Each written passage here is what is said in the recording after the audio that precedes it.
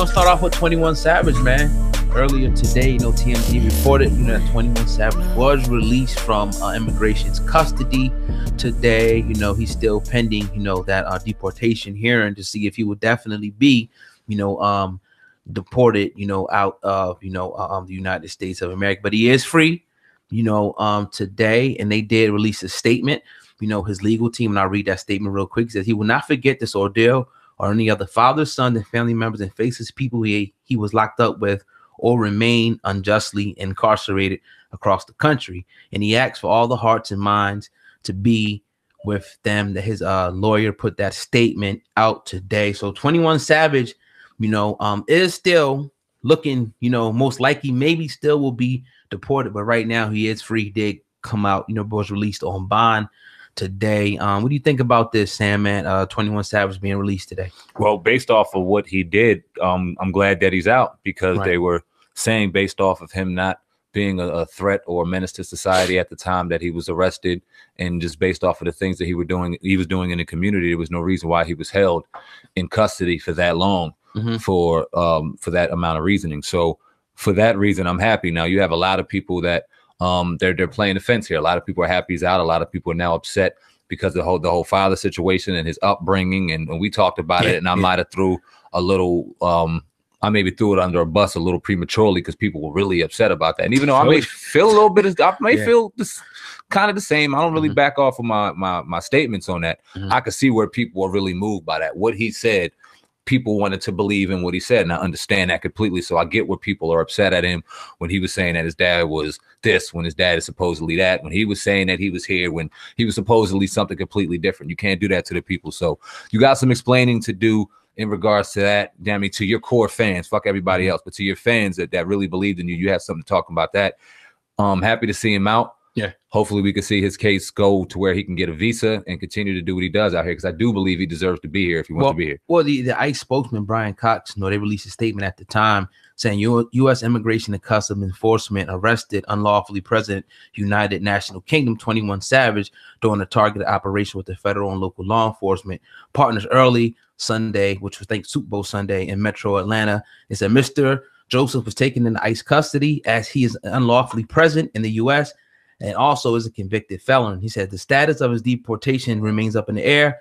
However, it has already been determined that 21 Savage should be deported. So they're still trying to deport him, but he has some good lawyers. We mentioned Jay-Z, hiring legal counsel. I don't know if that exactly contributed to him being released, but it's a step in the right direction, I would say. Let me switch the gear a little bit with this 21 Savage situation. Now, if you didn't know, oh God, there was a massive social media campaign. This is via TMZ, titled "The 21 Ways You Could Be Detained If You're Undocumented in America."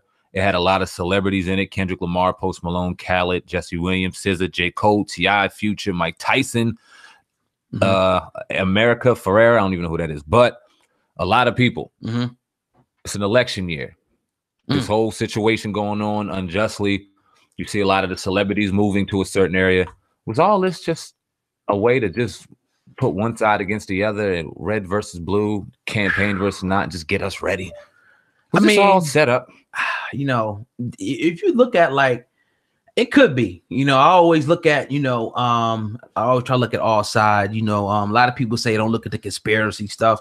But just because something is a conspiracy or so-called labeled on a conspiracy, don't mean it's not some truth, in it. It could be, there's no doubt in my mind they do certain things to manipulate, certain masses of people. I mean, that's what advertising is a part of that. It is, what I mean? And most, putting those different messages out there. So it could very well be, the truth. We don't really have proof to say that, but I mean, if you're thinking analytically like that, I guess you can, come to that conclusion. Zero proof. I'm not saying it's based off of any sources, and I'm not saying that 21 Savage was sitting in hell behind bars. I'm not saying he had anything to do with it. I'm just saying that, what if he was just the perfect person to put out there? Let's make a headline. Let's get all the activists involved. Let's do this and just make a big rah-rah, kind of like the Gucci situation that we're going to get to, so that we can sell what we want to sell to the people. Because we've seen it happen before. So I'm not saying it did happen. Well, it makes sense because, you got the players in there, Jay-Z, stepped in the middle, which we, questioned his alliance to Hillary Clinton, and some other people that very, very questionable, said some very questionable things and, had questionable policy, to say the least. So, yeah, I mean, you never know, man. It definitely could be an angle. We're seeing Jay-Z starting to pop up, and everything now. And it's always political implications when things are said. I'm sure Jay-Z, understands that. So I don't know. That could be that's an interesting, perspective. It just seems like anytime the political season seems to rev up, we get these kind of emotional outbursts, especially within the hip hop community.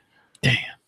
To sway masses. That's facts. And then the churches start swimming and everybody just starts campaigning. I don't know. It's gonna be very interesting, man. We seen Kamala Harris, on the Breakfast Club, which it was a terrible showing for her, according to the likes, up likes and down likes.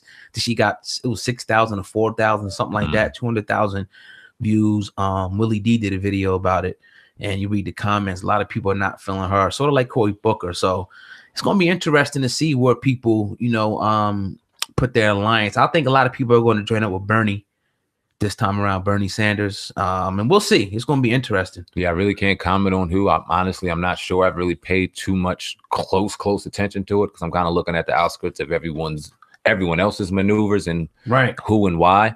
Well, like we said, we applaud the Breakfast Club for bringing these people on here because it's like, all right, you're going to expose yourself because you're going to get questions thrown at you that you better be ready to answer, that the people want to know now. They may sugarcoat it to a certain degree, but they get down to it when it ultimately comes down to it. And we've seen Cory Booker go ahead and get exposed, even though I didn't watch that interview. I've seen enough to know that, yeah, he got cooked. I didn't watch the Kamala Harris interview, and I don't think I need to. Right. Yeah, I mean, I watched some of it. I tried to watch some of it, but not real intriguing, but again, we'll eventually have to, bear it, at some point, so we can give the people, accurate assessment on her. I know they're gonna want to hear it as, the primaries and things get closer. Definitely. Absolutely. I know when we initially talked about her running for president, we threw out our just initial thoughts on it, not having any real proper knowledge and not claiming to have any proper knowledge, just knowing that she was out here, a Black woman. And we threw it out there, and I had it up for a couple minutes on viral, and it was an outpouring of just disdain for California. And I was just like, wow, this is someone that I have to pay closer attention to. And the more I looked up and the more I researched, it was like, okay, I don't really need to pay attention to this woman. Respect to you, but now we're good over here. Definitely.